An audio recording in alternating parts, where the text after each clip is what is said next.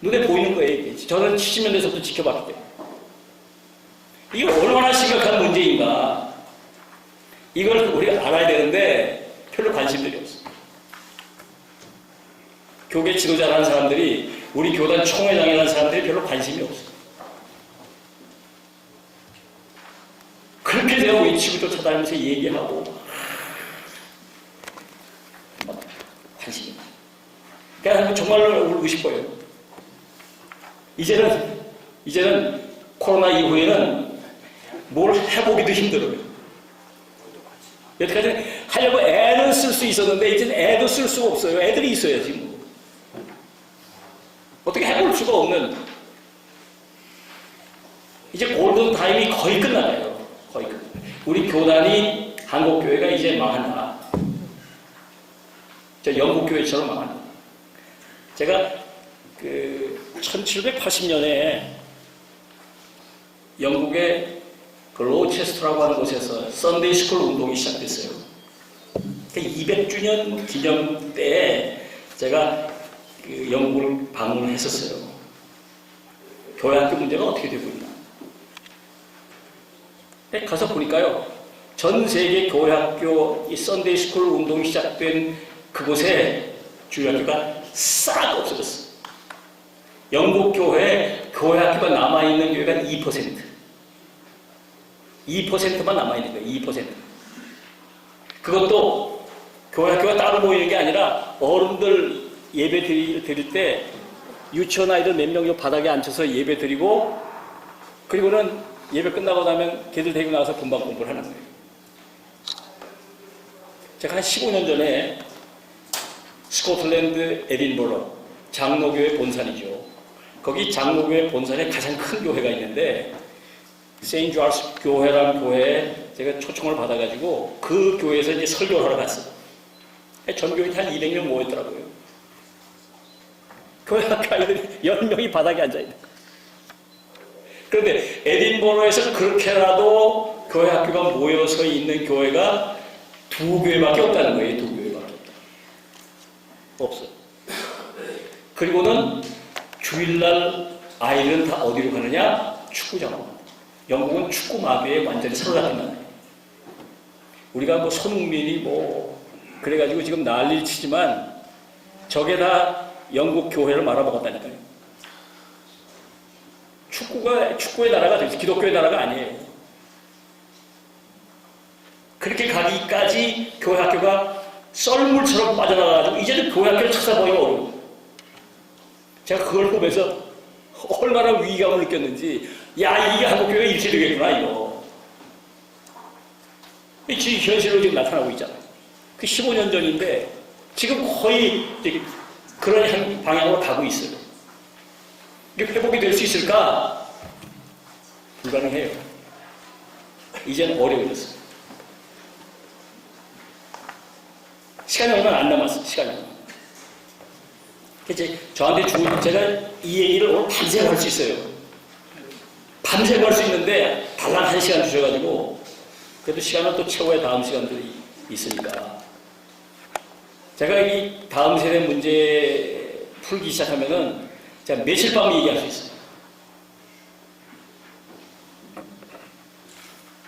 그래서 1시간이니까 뭐 오늘 그래서 제가 핵심적으로 여러분에게 다음 세대 문제에 대해서 2가지만 얘기해 드리려고 해요. 2가지만. 2가지. 다음 세대 문제는 크게 2가지로 요약할 수 있다. 하나는 다음 세대가 교회에서 썰물처럼 빠져나간다. 떠난다. 또 하나는 교회 안에 있는 아이들, 특별히 그리스도인 가정에 있는 아이들, 이 아이들이 다음 세대가 다른 세대로 바뀌고 있다. 다음 세대여야 하는데, 넥스트 제너레이션이어야 하는데, the other generation이 되어버렸다. 하나님이 있지 않는 다른 세대로 되어버렸다. 떠나가는 것도 문제인데, 남아있는 애들마저도 하나님을 잘 믿지 않는 다른 세대가 됐다. 다른 세대가 됐다. 이 하나하나만 가지고도 장시간 제가 설명드릴 수가 있는데, 짧게 해서 지금 뭐 그 얘기 좀 드려보려고 해요. 우선 다음 세대가 떠나가고 있다. 여기 얼마 전 전용수 교수라는 사람이 쓴 한국이 소멸한다. 2018년, 2020년, 2030년 한국이 소멸한다. 이런 자극적인 책이 나와가지고 제가 사서 읽어보는데 왔는데요. 정말 자극적이에요. 한국이 소멸한다. 그런데 교회 학교, 한국교회는 한국보다 먼저 소멸해요. 한국이 망하기 전에 교회가 먼저 망합니다. 자, 그 얘기를 드리려고 이 얘기를 하는 거예요. 왜 이 사람은 소멸한다고 그랬을까? 2020년이 변곡점이에요. 2020년. 한국 역사에 2020년은 코로나 이전에 굉장히 중요한 해로 기억될 겁니다. 한 해에 30만 9천 명 아이들이 태어났는데 사망자가 31만 4천 명이에요. 이 해가 우리 민족 역사상 처음으로 태어나는 아이들보다 죽는 사람이 많은 해예요. 5천년 한국 역사라고 그러잖아요. 우리 민족 역사상 처음 있는 일이에요. 처음 있는 일. 근데 대통령을 비롯해서 여야 정치 지도자들 이런 사람들이 이 문제를 그냥 심각하게 보지 않고 지금도 정쟁하느라고 아주 나쁜 사람들이에요. 저 사람들이 역사에 큰 죄를 짓는 겁니다. 대통령도 그렇고 여야 지도자들, 국회의원들, 정치 파워가 가지고 있는 사람들이 이런 상황인데도 결국 딴 얘기도 하고 하지 않습니까? 언론도 그렇고 매일 나오는 얘기 보세요. 그 쓸데없는 영향도 없는 무슨 사법 리스크도 없고 누가 어떻고 누가 그런 얘기로 지금 세월을 다 보내고 있잖아요. 이렇게 심각한 문제는 제대로 언론이 다루고 있지 않아요. 나라가 이렇게 망해야 하는데 이렇게 망하는 거예요. 이제. 여러분 로마가 왜 망했는지 아십니까? 1000년 로마가 망한 이유는 먹고 살만하고 그래서 애들을 낳지 않기 때문이었어요. 다음 세대 때문에 망한 거예요. 로마가. 여러 가지 이유가 있지만 애들을 안 낳는 거예요. 애들을 안 낳는 거예요. 목욕하고 사치 떨고 이 로마 여인들이 애를 안 낳으려고 그러는 거예요. 안 낳으려고. 그러니까 할 수 없이 다 노예들 가져가잖아. 이렇게. 그래서 바바리안들 저 위에 게르만 민족들 다 가져서 이들이 뒤집어버렸잖아요. 나라가. 이제 할 수 없으면 이민자들을 받는다는 거 아니에요. 이민자들 받아가지고 어떻게 이렇게 정상적인 나라가 될까요 지금? 저 프랑스 보시죠. 프랑스, 독일, 영국 애 안 나니까 막 이민자들 받아가지고 하다가 뒤집히잖아. 나라가 뒤집히잖아. 역사상 처음으로 사망자 수가 출생자 수를 넘어섰다. 그리고 이제 문제는 베이비 부모들이 이제 65년 노년기로 접어들기 시작했다. 이 65세, 이 지공이잖아요. 지하철 공짜로 타는 날. 이 지공이잖아요. 저도 지하철을 공짜로 타보니까 좋긴 하더라고요. 지공이지. 이 세대들이 물밀듯이 지금 밀려들고 있어요. 아이들은 낳지 않고 노인들로 넘어서죠. 그래서요, 우리 교회를 보면 1970년대 아이들이 물밀듯이 밀려올 때 이 시기에는 제가 여기서 그림은 안 그렸습니다만 교인들의 분포를 보면요 피라미드였어요. 젊은 아이들이 많고 나이 든 사람이 적었습니다. 70년대 80년대 초까지 교인들 연령 분포가 이게요 2010년 어간부터 뒤집어지기 시작했어요. 이제 갈수록 더하는 거죠. 65세 이렇게 그러니까 갈수록 역 피라미드가 되는 거예요. 역 피라미드가. 밑에 애를 낳지 않고 아이는 없고 노인들만 잔뜩 있는 교회가 됐지. 이렇게 뒤집어져 버렸어요. 이게 한국교회의 인구 구조 모형이 이렇게 바뀌어버렸어요. 소망이 없는 거죠. 얼마 안 남았어요. 망하는 거 얼마 안 남았어요. 이거 완전히 역피라미드 됐잖아요. 아이들은 0.75, 0.7 이게 뭡니까? 여성 1인 출산율이 말이죠.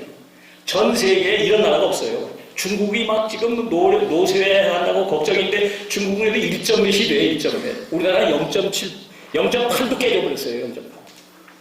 그 민족의 수가 그대로 유지되려면 이 출산율이 여성 한 사람이 평생 낳는 아이 출산율이 2.2는 돼야 된다는데 0.7이니까 그래서 가만 놔두면 나라가 없어진 거예요.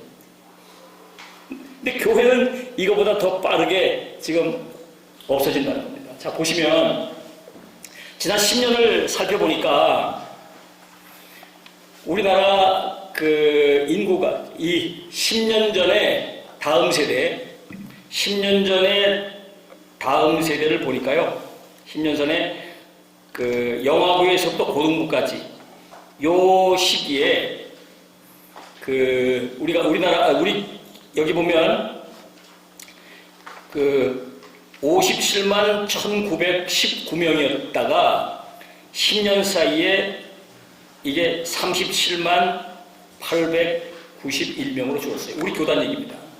10년 사이에 영아부에서도 고등부까지 다음 세대 숫자가 35%가 줄었어요. 35%. 10년 만에.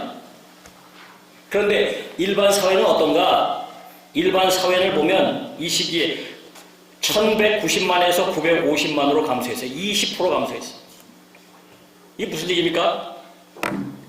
저출산으로 인해서 다음 세대가 줄어드는 비율이 이 세상에는 20%가 줄었는데 똑같이 20%가 줄었는데 교회는 35%가 줄었다고 봐요. 훨씬 빠르게 교회가 지금 소멸해 가고 있다. 자, 앞으로 그러면 2050년은 어떻게 될 건가? 시뮬레이션을 해본 거예요. 시뮬레이션. 2050년은 어떻게 될 건가? 21세 이하 연령층은 총 인구 1485만 명에서 932만 명으로 37%가 감소될 것이다. 이 시뮬레이션을 해보면 이렇게 나와요. 근데 교회학교, 우리 기독교 안에서 기독교 21세 기독교 인구는 318만 명에서 111만 명으로 65% 감소할 것이다. 그러니까 30년 뒤에 교회 내에 21세 교인이 3분의 2가 줄 것이다. 자, 이제 이런 예상은요, 이건 그냥 가만히 있으면 이렇게 될 거예요. 이렇게 될 겁니다. 그러니까 앞으로 교회는 어떻게 될 건가? 대부분의 교회가 노인만 남게 될 거예요. 대부분의 교회가 노인들만 남게 될 겁니다. 교회 학교는 이제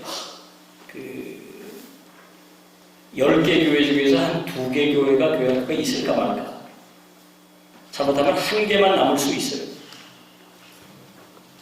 그러니까 거의 지금 80% 이상의 교회가 다음 세대가 없는 불임교회가 되는 거죠. 이렇게 해서 한국교회가 망해갈 겁니다. 교회당이 텅 빈 채로 예배를 드리게 될 것이고 임대료를 내지 못하고 이래서 문 닫는 교회가 생겨날 것입니다.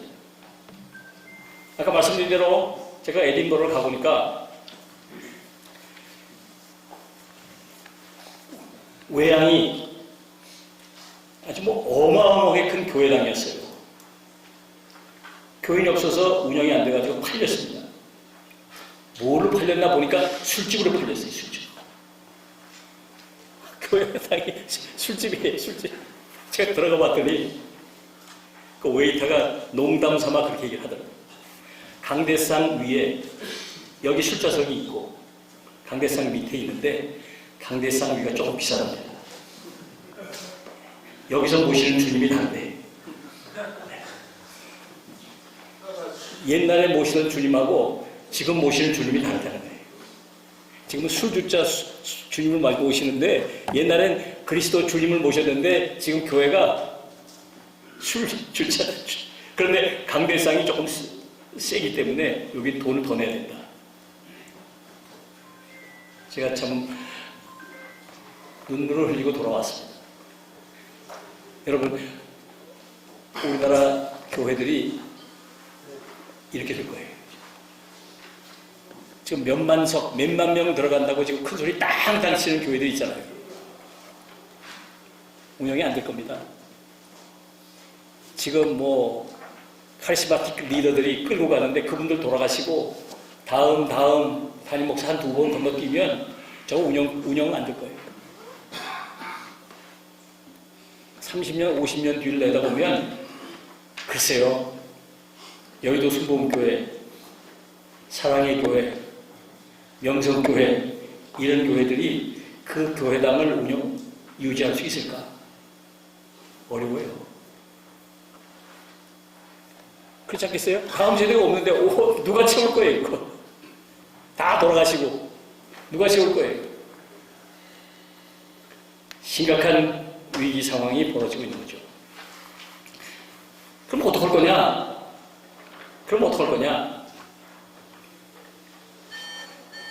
제가 우선 말씀드리고 싶은 것은 위기의식을 가져야 된다. 지금과 같은 이런 태도와 자세로는 안 된다. 여러분 신명기를 읽어보시면 아시다시피 신명기는 모세가 이스라엘 백성들을 이끌고 요단 동편 모압 평지까지 와서 거기서 자기는 가나안 땅에 들어가지 못하니까 거기 남겨져 있는 출애굽 2세대들, 이 출애굽 2세대들은 거의 대부분 광야 생활하면서 태어난 사람들이고 일부 나이 든 사람은 어린 시절에 애굽에서 나온 사람들이잖아요. 이 사람들은 출애굽 이후에 시내 광야에서 하나님의 말씀을 듣지 못했던 사람들이에요. 세대가 바뀌었어요. 그 사람들에게 시내 광야에서 출애굽 1세대에게 말씀을 전하던 그 말씀을 말하자면 개정 증보해가지고 다시 말씀을 전하는 내용이 신명기예요. 3편의 설교가 거기 모여있어요. 3편의 설교가. 그러니까 출애굽기 나온 얘기, 출애굽기 레위기에 나온 말씀을 신명기가 다른 측면에서 다시 한번 이게 증보 개정해서 전하는 메시지예요. 그게 신명기입니다. Deuteronomy 그 말은 다시 말한다 그런 말이에요. 다시 한 번 더 말한다. 다른 각도에서. 왜냐하면 상대방이 달라졌고 앞으로 살아가야 할 환경이 바뀌었으니까. 가나안 땅에 들어가서 어떻게 할 거냐? 3가지 얘기를 하고 있어요. 신명기의 메시지는 요약을 해보면 3가지로 종합해 볼 수가 있는데, 첫째, 지난 40년 동안 하나님이 베푸신 은혜를 기억해라. 둘째, 가나안 땅에 들어가도 하나님의 말씀을 철저히 지켜라. 그리고 중요한 얘기를 했는데요. 다음 세대 얘기를 하고 있는 거예요. 다음 세대. 신명기 6장 4절로 7절. 이 쉐마라고 이제 쉐마. 이스라엘아 들으라 이 말이 쉐마예요. 쉐마. 이스라엘아 들어라. 오직 하나님 여호와는 오직 유일한 여호와시니 너는 마음을 다하고 뜻을 다하고 힘을 다하여 내 하나님 여호와를 사랑하라. 오늘 내가 네게 명하는 이 말씀을 너는 마음에 새기고 내 자녀에게 부지런히 가르치며 집에 앉았을 때든지 길을 갈 때든지 누워있을 때든지 일어날 때든지 이 말씀을 강론할 것이며 그랬어요. 내 자녀에게 부지런히 가르쳐라. 다음 세대에 부지런히 가르쳐라. 자, 그 시대로 돌아가 보죠. 우리가 모세였다면, 우리가 모세 얘기를 듣고 있는 입장이었다면 이 얘기가 어떻게 받아들였을까? 한번 생각해 보죠. 자, 보세요. 이 사람들이 가나안 땅을 들어가는 겁니다. 요단강을 건너서 가나안 땅을 들어가는 거예요. 지금 하마스 공격, 이게 지금 이스라엘 공격해서 지금 전쟁이 시작됐잖아요. 그런 전쟁인 거예요. 그런 전쟁. 거기 팔레스틴 사람들이 뭐 수백 년 자기들이 살고 있잖아요.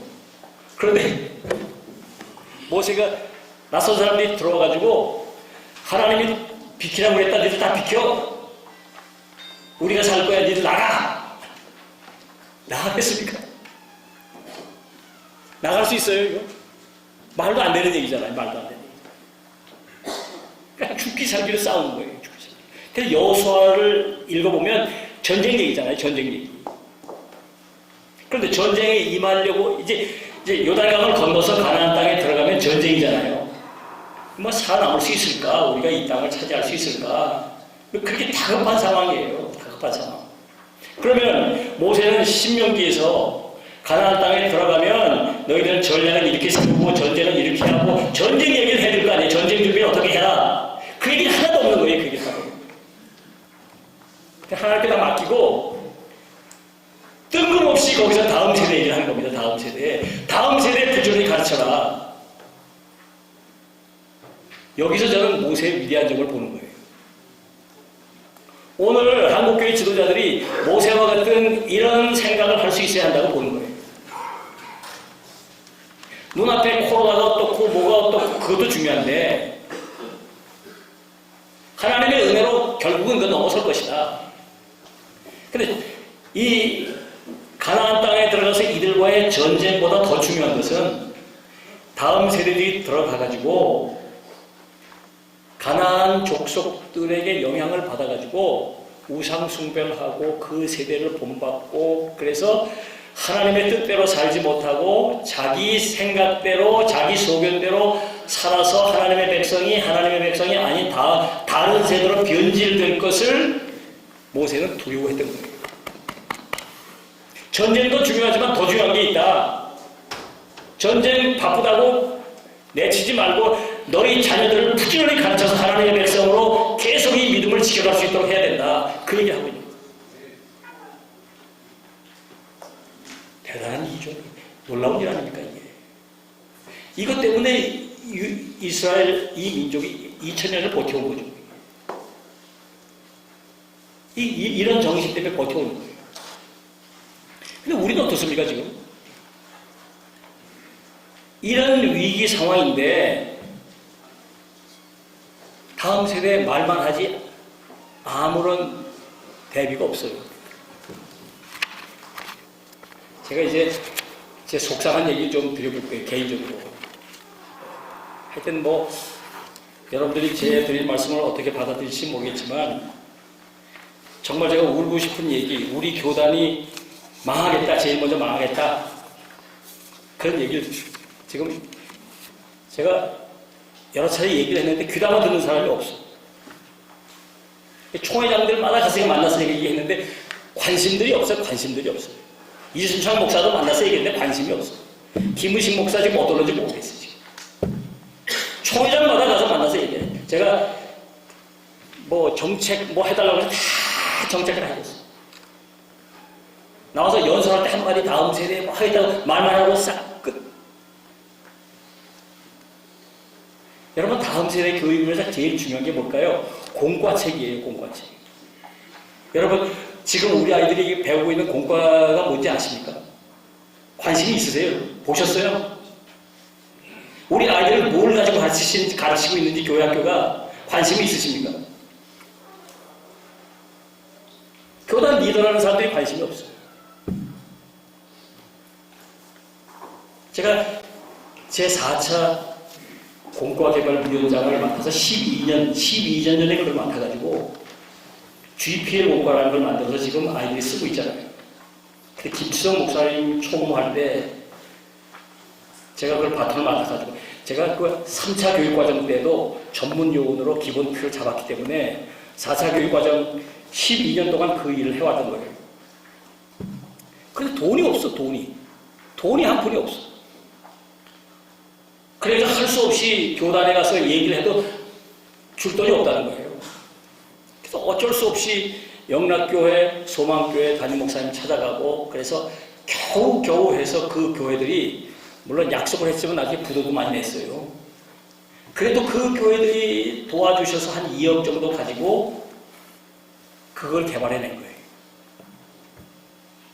제가 장신대에서 겸임교수로 기독교 교육과 강의를 제가 27년을 했기 때문에 제 제자들도 있고 저처럼 이렇게 다음 세대에 지금 미친 듯이 이런 사람들이 있어서 열정페이로 원고를 별로 안 받고 그걸 다 원고를 써서 그 작품을 만든 거예요.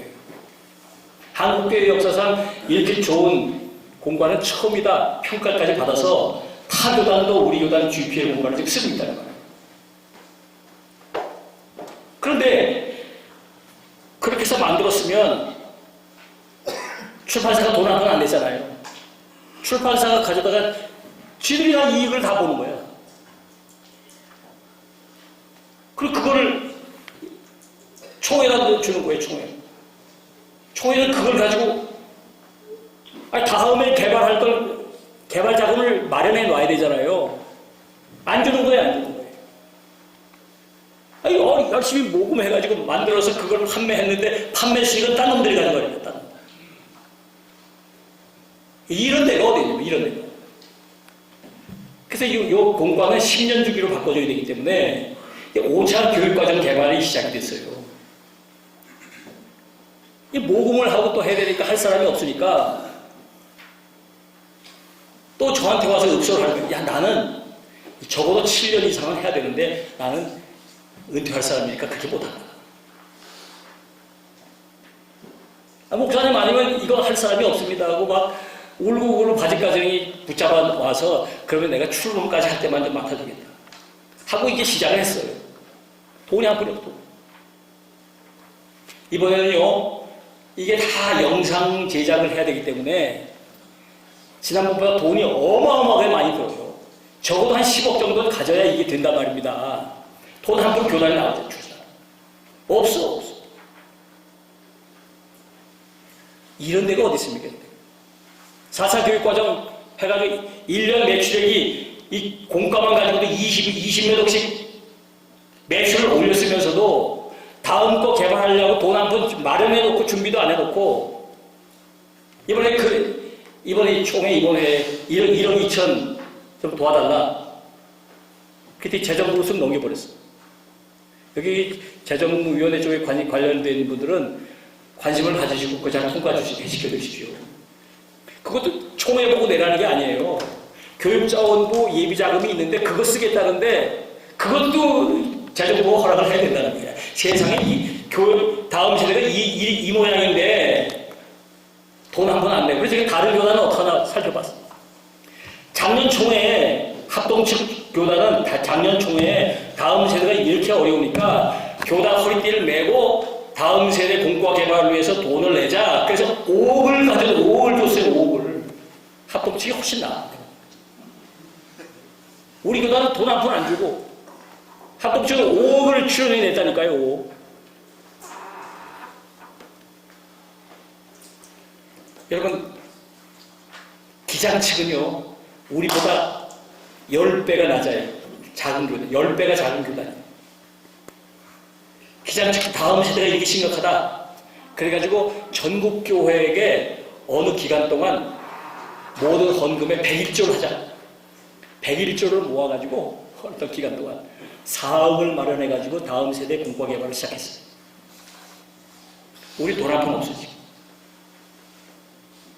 제가 작년 말부터 책임을 맡았는데 돈 한 푼 없어. 다시 대형교회 찾아다니면서 읍소해야 될 이런 일입니다. 아니 장자교단이라고 하고 말은 다음 세대에 얘기하면서 아니 돈이 있어야 개발, 돈이 있어야 하는 거 아니에요. 다음 세대 포기한 교단이에요, 우리 교단이. 제일 먼저 망할 거예요. 이래도 되겠습니까? 좀 얘기 좀 해보세요, 여러분. 저는 과도 나기도 하고, 저도 총회 임원을 한 사람이니까, 뭐, 어떻게 돌아가는지 아니까 더 얘기를 못하는 거예요.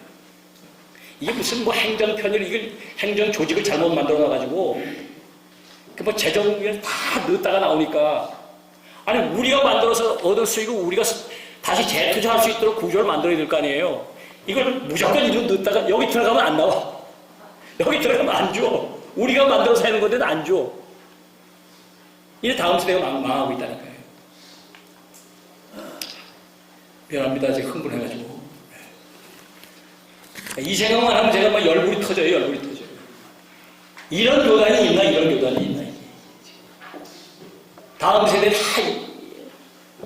멍들어가고 이런데 이걸 좀 해보려고 애를 쓰는데 아니 돈을 줘야 돼. 돈까지 우리 보고 모금해가지고 하고 그러면 좋다 이거예요. 모금해서 할 테니까 여기 나오는 수익은 우리가 재투자할 수 있도록 해달라. 이건 또 안 된대. 자기들이 다 가지고. 이런 놈대가 어디 있어 이런. 그러니까 이제 다 안 하겠다는 거예요. 제 뒤에는 아무도 안 하려는 거예요. 여러분 저처럼 이렇게 일하는데 아무도 알아주는 사람 없잖아요. 제가 이런 일을 하고 있는 거 여러분 아셨습니까? 말 안 해요. 우리는 안 해요. 교단을 위해서 다음 세대를 이렇게 10년, 20년 이렇게 힘들어가면서 일하지만 아무도 몰라. 기도 공부도 이거 기사도 안 써주고 정치적으로 돌아가. 정치적으로 우리 교단. 어쨌든 그건 좋다고 말이야. 좋다고. 어쨌든 다음 세대에 살릴 수 있는 길이 열리면 좋겠다. 그래서 제가 오늘 말씀드린 것은 여러분들이 이 위기의식을 가지고 우리 교단이 망하고 있다. 이 문제에 대해서 여러분들이 우리 교단의 오피니언 리더들이고 우리 교단을 이끌어 가시는 분들이시니까 이 부분에 대해서 위기의식을 가지고 관심을 가지고 좀 참여해달라. 제가 호소를 드리는 거예요. 호소를.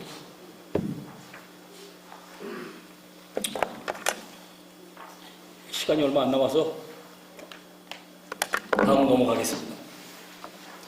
할 얘기는 많은데 제 시간이 없기 때문에 두 번째 주제로 넘어가 보죠. 자, 다른 세대가 일어나고 있다. 다른 세대. 자, 사사기 2장 10절을 보면 이렇게 기록되어 있어요. 그 세대의 사람도 다 그 조상들에게 돌아갔고 그 후에 일어난 다른 세대는 여호와를 알지 못하며 여호와께서 이스라엘을 위하여 행하신 일도 알지 못하였더라 그랬습니다. 자, 다른 세대. 다음 세대여야 하는데 다른 세대가 됐어. 자, 보세요. 이제 모세가 안타까운 마음으로 그렇게 가나안 땅에 들어가면 부지런히 가르쳐서 믿음의 대기가 잘 이루어지도록 하라고 그렇게 신신당부했는데 가나안 땅에 들어간 다음에 어떻게 됐는가? 여호수아가 이제 리더십을 발휘해서 가나안 땅을 다 차지했잖아요. 물론 이제 아직 100% 차지한 건 아니지만 그래도 얼추 다 차지했어요. 지금 아마 이스라엘처럼 가자 지구나 웨스트뱅크 정도 조금 남겨진 채로 나머지는 다 차지했는데 문제는 여호수아가 죽은 뒤에 여호수아와 함께 더불어 가나안 땅을 점령하다가 싸우던 그 세대가 죽고 가나안 땅에서 태어난 가나안 세대의 그러니까 출애굽 한 3세대쯤 되겠죠. 3세대 또는 4세대. 이들을 보니까 여호와를 몰랐다 이거예요. 여호와를 모르고 여호와께서 이스라엘을 향해 행하신 일도 몰랐다. 그래서 사사시대가 시작된 거죠. 모세가 그걸 내다보고 신신당부를 하고 다음 세대 신앙의 대기가 끊어지지 않도록 하라고 그렇게 신신당부를 했는데 결국은 모세가 생각했던 불행한 불길한 일들이 벌어지고 만 것이죠. 다른 세대라고 부르고 있습니다. 다른 세대. 왜 그랬을까? 다급한 신앙에 대해 실패한 이유는 당연하죠. 전쟁통이니까. 끝없이 전쟁을 해야 되니까, 그 땅을 차지하고 전쟁을 해야 되니까 언제 가르치겠습니까? 언제. 가르칠 타이밍을 놓쳐버린 것이죠. 전쟁을 다 끝내놓고 또 다 이렇게 좀 안정한 다음에 그때 가르치려니까 이미 늦어버린 거예요. 여러분, 아이들은 그 시기에 신앙교육을 받지 못하면 어른이 돼서 예수를 믿으려고 그러면 제가 말씀드렸죠. 제가 기독교육을 전공한 사람으로서 이게 교육심리학이라는 게 있어요. 교육심리학에서 연구조사를 해보니까 기독교 교육심리학이라는 게 있어요. 청소년기 때에 예수를 영접하지 않으면,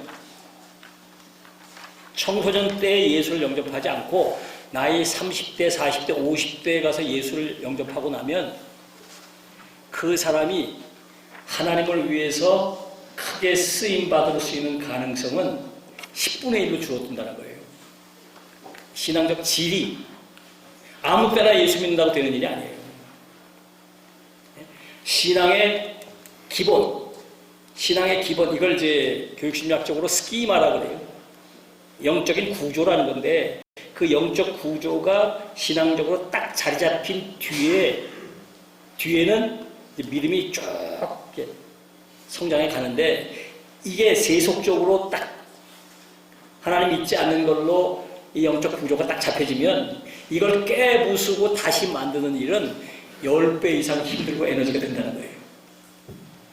아무 때나 예수 믿는다고 좋은 게 아니에요. 그러니까 부지런히 어린 시절에 예수 믿도록 해야 돼요. 태어나면서부터 어린 시절에 예수 믿도록 해야 되는데 지금 이게 흔들리니까 한국 교회가 지금 심각한 위기를 지금 맞고 있는 것이죠. 안타까운 일이죠. 제가 또 하나 속상한 얘기를 또 하나 드려볼게요. 저 사람 와가지고 왜 저러고 있나 그러실지 모르겠는데 갑자기 여러분들 보니까 우군 같아가지고 제 심정을 좀 알아주실 것 같아가지고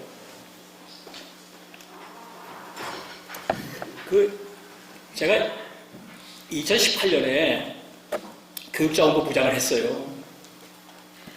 교육자원부 부장을 할 때 처음으로 전국 교회를 전수조사를 했어요. 전수조사를 해서 교회학교가 얼마나 있나. 2018년에 살펴보니까요. 그때 9,700 몇 교회였는데 교회학교가 있는 교회가 4,800 몇 교회가 나오고 한 50% 교회학교가 남은 거예요. 그리고는 계속 제가 다음 세대 위원장을 계속 맡고 있었으니까 2022년 작년이에요. 작년 연말쯤 다시 전수조사를 한번 해보자. 전수조사를 해보니까요. 교회학교가 남아있는 교회가 2,700교회를 줄어들었어요. 3,000교회가 채 안 돼요. 그러니까 응답을 안 한 교회가 있다고 하더라도 우리 교단 교회 가운데 지금 영아유아 유치, 아동부, 중고등부 어떤 형태로든지 간에 교회학교가 남아있는 교회는 3분의 1밖에 없다고 말이에요. 3분의 2가 교회학교가 없다. 코로나 때문에 폭망한 거예요. 코로나가 다음 세대에는 치명타를 안겼어요. 3분의 2가 교회학교가 없습니다. 제가 이걸 어떻게 하면 좋을까? 교회학교는 없는데 아이들은 있어요. 아이들은 서너 명씩은 있단 말입니다. 농촌교회도 가보면 할머니가 키우는 아이들 한둘은 있어요. 목사님 자제분도 있고. 이걸 어떻게 하면 좋을까? 그래서 제가 이 문제를 놓고 기도하다가 유튜브로 예배 영상을 만들어서 띄워야 되겠다. 유튜브를 통해서라도 예배를 드리도록 해야 되겠다. 그래서 총회 교육방송센터라는 것을 제가 창립해서 만들고 법인 등록까지 했어요. 아시다시피 이건 돈이 어마어마하게 드는 일이에요.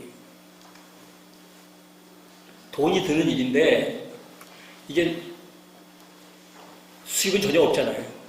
만들어서 그냥 유튜브로 쏴줘야 되잖아요. 뜨지는 분들이 좀 힘을 모아주시더라고요. 저희 교회가 좀 돈을 좀 내고 또 이렇게 해서 아무도 알아주지 않는 일이지만 다음 세대에게 예배할 수 있고 말씀을 들을 수 있는 기회를 줘야 되겠다. 그래서 기도하는 가운데 제가 애터미의 박한일 장로님을 찾아갔어요. 저희 관악로의 장로님이에요. 저희 관악로의 총회 총대기도 하고 그리고 저하고 같은 종씨기도 하고 그래가지고 저하고 좀 대화도 잘 되고 그래서 갓세가 호소를 드렸어요. 그 애터미에서 한 2, 3억 정도를 줬어요. 그걸 시드머니로 해가지고 방송을 시작했어요. 그래서 아동부 예배 방송을 쐈어요. 아동부 예배 방송을, 이걸 매주 예배 영상을 만들어서 보냈어요. 처음에는요, 한 4,000개에서 5,000개 교회가 봤어요. 코로나 시절에. 코로나가 끝났지 않습니까? 코로나가 끝났는데 지금도 거의 한 2,500개 교회 정도가 이거를 보고 있어요. 그 학교가 없는 교회인데 이거라도 예배를 드려야 되니까. 하도 영유아 유치 또 해달라고 그래가지고 금년 1월부터 영아, 유아, 유치부 영상 2개를 만들었어요. 다른 데는요, 할 수가 없는 게, 우리 교단은 아까 말씀드렸잖아요. GPL 공과가 있기 때문에 GPL 공과에 직접 계산권이 있는 거예요. 로얄티가 있어요. 그러니까 뭐 다른 방송국이 오도 할 수가 없어. 로얄티를 내야 되니까. 근데 이거 다 우리가 로얄티를 가지고 있잖아요. GPL 공과가 우리 거니까. 이것 가지고 여기서 설교를 만들어내는 거니까. 뭐 지금 CTS 아니라 무슨 CBS 뭐 어디든지 할 수가 없어요. 돈이 아무리 많아도 안 돼, 이게. 매주 이걸 어떻게 만들어냅니까? 근데 이미 우리는 콘텐츠가 다 있으니까. 방송 영상을 만들고 또 뭐 이래가지고 나오는 건데, 그래도 그 돈이 상당히 많이 들어요. 근데 이 일을 하는데 총회는 관심이 없어요. 아무도 관심이 없어요. 총회가 돈 한 푼 줄 리가 없어요. 저는 기대도 안 했지만, 그래서 여기서 뭐 나오는 수익금 혹시라도 있어 그걸 또 뺏어갈까봐 별도 법인을 만들었어요. 그래서 산하단체로 들어갔어요. 이 손대지 말아라. 저희가 공과 개발해서 다 뺏기고 보니까 이건 안 되겠다 이렇게 해가지고. 그런데 위기가 생겼어요. 애터미가 지금 너무 좋은 일을 많이 하니까 국세청에서 이거는 듣고 흘리십시오. 이거는 뭐 제가 이 얘기를 드리는 게 박한길 장로님 애터미에 누가 되지 않을까 싶어서 좀 조심스러운데, 워낙 지금 많은데 기부를 하니까 이 젊은 세무 공무원들이 탈탈 턴다는 거예요. 그러면서 한다는 소리가 종교 편향이다. 왜 기독교만 도와줬냐. 그래서 시비를 건다는 거예요. 그래가지고 이 정도 이상 한 종교에만 쏟아부으면 이건 용납 못한다. 세금을 때린다는 거예요. 그래서 저희가 피해를 보는 거예요. 금년 7월부터 박 장로님 그 담당자가 연락이 왔더라고요. 목사님 상황이 이렇습니다. 양해해 주십시오. 그 지원이 끊기게 생겼어요. 제가 왜 이런 얘기를 드릴까요? 후원 좀 해주십사 하는 얘기예요. 관심을 가지시고, 여러분 교회들이 월 5만원, 10만원이라도 이거 해야 될 거 아니겠어요, 이거. 내년도에 이거 문 닫게 생겼어요. 그럼 지금 한 2,000의 교회가 이거 갖고 예배를 드리는데, 교단은 돈 한 푼 내지 못하고, 이건 뭐, 수익은 없고 계속 만들어서 해야 되잖아요. 그래서 지금 여러분들이 지금 관심을 가지시고, 좀 도와주시겠다고 의기투합을 하셨고, 또 많은 교회들이 지금 참여를 하고 계시는데, 너무 돈이 많이 들어요.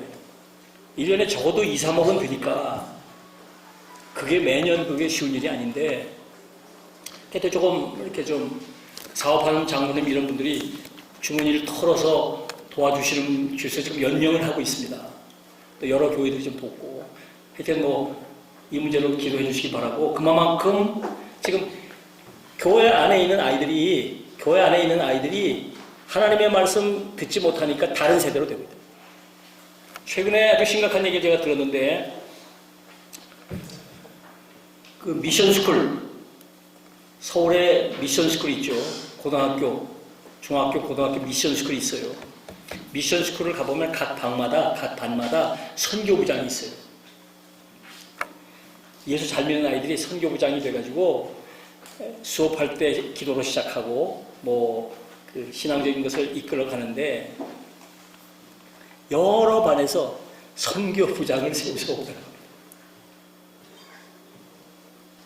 한 반에 30명 되는데 교회 다니는 아이가 1명, 2명 있는데 그 아이들이 다 안 하겠다고 한다. 자기는 기도도 할 줄 모르고 자기는 뭐 가끔 교회 간다. 근데 할머니가 장로님이시고 어머님이 집사님이시고 아버지가 안수 집사님이고 그런데 기도도 할 줄 모르고 교회도 가끔 나간다. 그래서 선교부장 못해. 그래서 미션 스쿨에서 선교부장을 세울 수 없는 반들이 여러 나타났다. 어떻게 하면 좋겠느냐. 제 제자가 어느 고등학교 교목실장을 하고 있는데 저한테 와서 하소연을 하는 거예요. 처음 듣는 얘기예요. 금년에 처음 들었다는 거예요. 이게 무슨 얘기입니까? 예수 믿는 집안의 아이들인데 걔들이 교회를 잘 안 다녀요. 기도할 줄도 몰라요. 여기서 다른 세대가 되고 있구나. 여러분 집에 자녀손들, 손주들 좀 보세요. 자식들 보세요. 교회 잘 다니니까. 여러분의 신앙을 그대로 이어받고 있습니까, 지금? 다음 세대가 되고 있나요? 다른 세대가 되지 않았어요? 믿음의 자손인데, 믿음의 가문의 자손인데, 기도도 할 줄 모르고, 하나님이 계시다고 얘기할 줄도 모르고, 믿음의 가치관도 잃어버리고, 지금 통계를 내보니까, 장기 통계를 내보니까요, 우리나라에 지금 모태신앙으로 태어났는데 35세 이후 모태신앙으로 태어난 사람이 35세 이후에도 교회에 남아있는 퍼센테이지가 40%가 안 돼요. 믿음의 집안에서 태어났는데 성인이 되는 과정 속에 다 다른 세대가 되고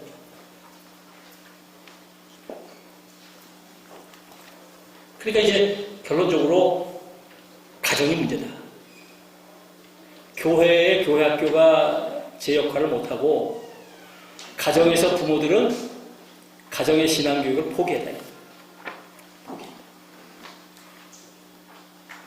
그래서 저희 교육학자들은 그렇게 얘기를 해요. 두 가지 회심이 있다. 하나는 내가 예수 믿고 하나님의 자녀가 되는 회심, 첫 번째. 두 번째는 기독교 부모로서의 회심이 있다. 부모로서의 회심을 해야 돼. 내 자녀들을 믿음으로 양육해야 되겠다고 하는 회심이 또 한번 필요하다. 그런데 많은 사람들이 첫 번째 회심만 하고 두 번째 회심을 못했어요. 그래서 다른 세대가 속속 지금 일어납니다. 이게 우리 현실이고 우리의 미래입니다.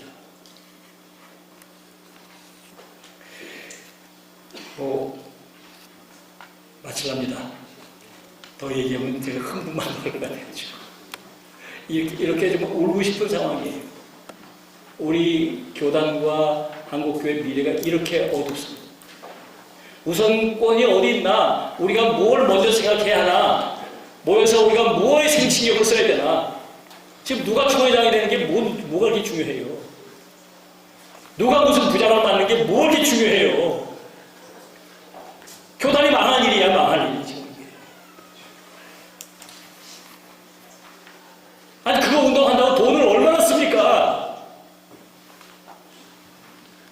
그 돈의 반만 다음 세대에 써보세요. 이렇지 않잖아. 지금 몇 년째 이러고 있냐고, 몇 년째. 지금.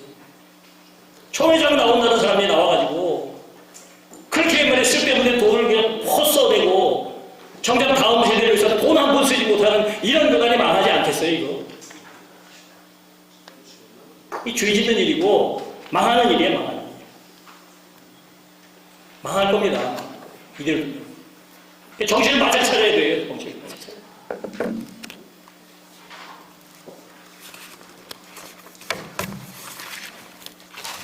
마치겠습니다. 들어주셔서 감사합니다.